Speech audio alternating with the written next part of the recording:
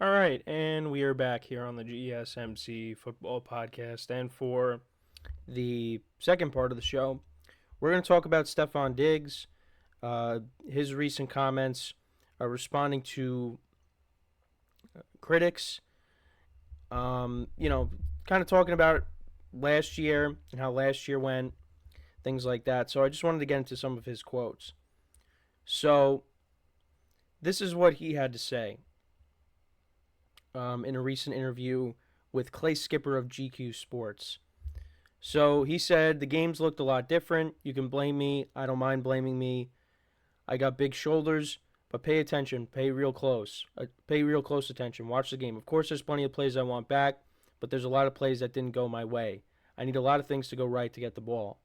You can't roll out of bed and get 800 yards in the first 8 games. Your best receivers do that, or your best receivers doing that. You tell me about the last 10. What changed? Were there changes going on? I just pay attention to what really happened and not what people try to act like happened. Like for the last 10 games, I forgot how to play football. And it is true. I do think there's some validity to that. And yeah, over the first part of the season, he had 70 catches, 834 yards, and 7 touchdowns during that time frame, including going over 100 yards in 4 of the first 5 games of the season. But then, from week 10 on, 37 catches for 349 yards and 1 touchdown over the final 8 games. He averaged 10.8 targets per game in the first 9 games, and then 7.9 targets per game in the final 8. After week 10, now this is the loss to the Broncos, which was an ugly loss at home. The Bills fired offensive coordinator Ken Dorsey, and they replaced him with quarterbacks coach Joe Brady. And there was kind of a different approach. So through the first 10 weeks under Dorsey, now this is courtesy of an article on Bleacher Report, through the first 10 weeks under Dorsey, running back James Cook was 20th in the NFL in carries. But then he was 10th from weeks 11 through 18 under Brady. And this is kind of something that I brought up, that when the Bills changed coordinators, Stefon Diggs, wasn't really a factor. I don't think it was. Now, yeah, there were a couple of plays. Diggs, dropped some passes, but that you could look at. But I really don't think that Diggs declined. I think it was just the philosophy changed with the Bills, and the play calling was different.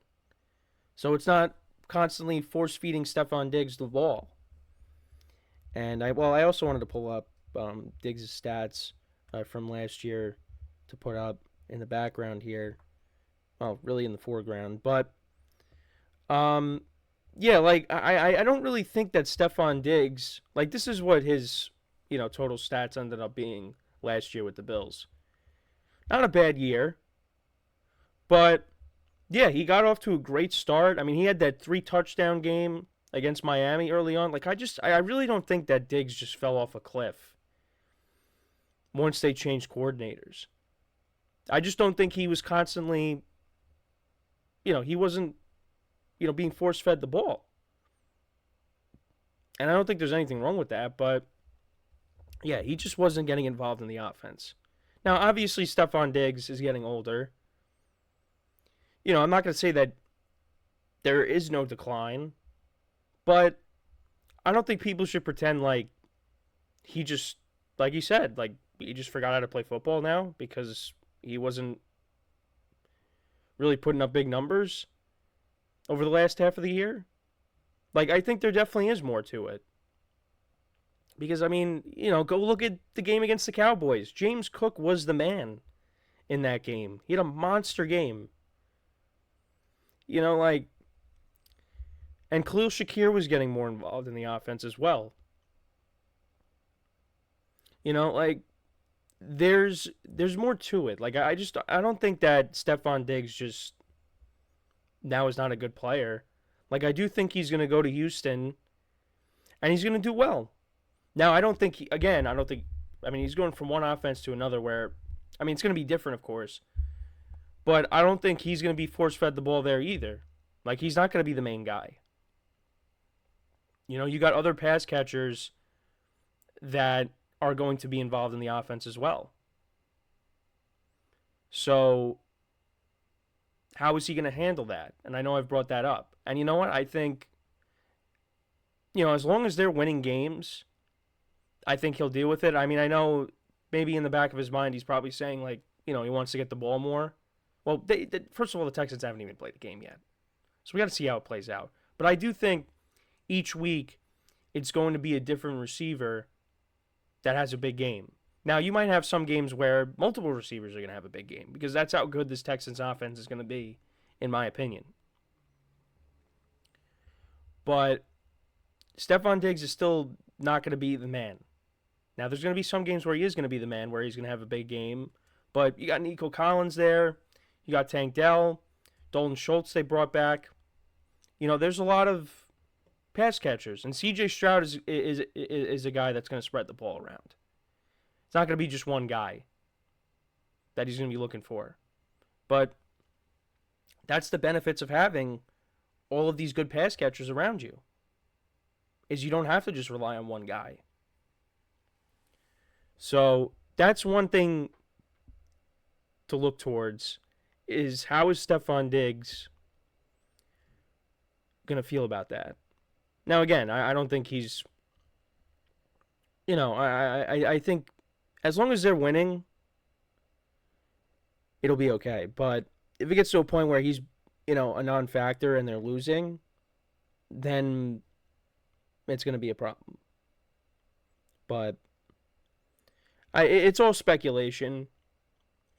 And, people are going to say, well, look at what happened in Minnesota. He left Minnesota. Now he left Buffalo. If he ends up being one and done in Houston and it ends badly, well, people are going to point the fingers at him and saying, yeah, you're continuing to be that common denominator in all these situations. So, but I do think Diggs is going to have a good year. I do. I really don't think that he fell off a cliff. I know I keep saying that, but yeah, I just don't. I don't think he has declined as much as people may think. But that doesn't mean. Now, I don't think, like, maybe he doesn't get 1,000 yards this year. But I think that's going to be more so because of the offense that he plays in. Because, again, Stroud is going to be distributing the ball to other guys. But I don't think it's going to be because he lost a step. I think he's still got good football left. But only time will tell. Only time will tell. But definitely some strong comments there by Diggs. And he's going to go out there and prove it. The Texans, they play the Colts on Sunday, which is an intriguing game. So that'll be the first time that we get to see him and how he how he does in his debut with the Texans. They're playing against a team that they ended their season. Final game of the regular season. They ended the Colts season. And it could very well come down to those two teams for the AFC South. But we'll see. We'll see. So, but let me know what you guys think, though, about Diggs. What kind of season do you think he's going to have with the Texans? Like I said, I think he will have a productive season. But at the same time, he's not going to be the guy in Houston.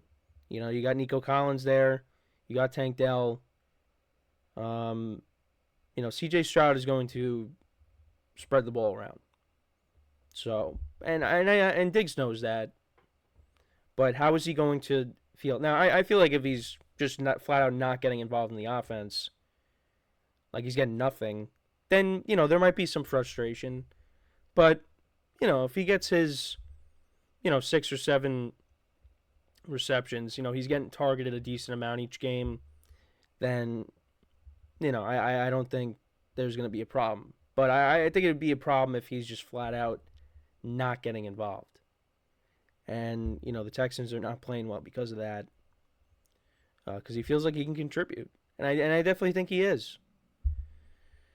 I definitely think he will.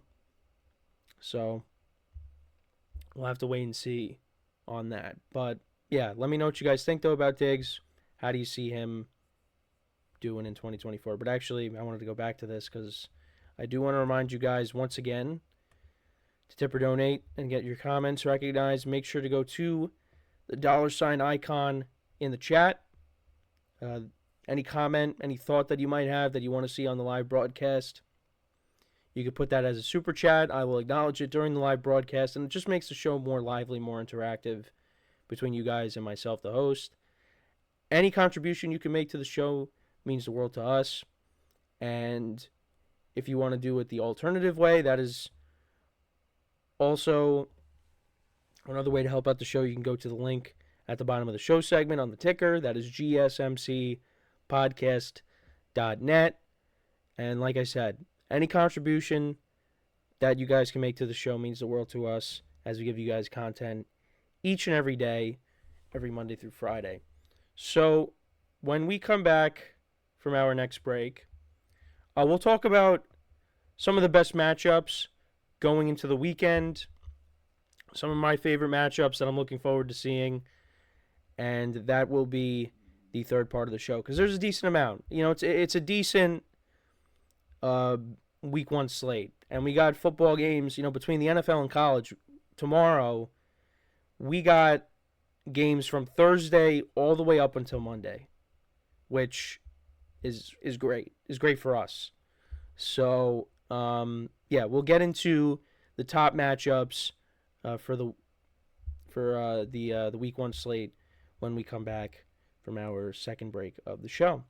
So, with that being said, stick around, and we'll be right back here on the GSMC Football Podcast.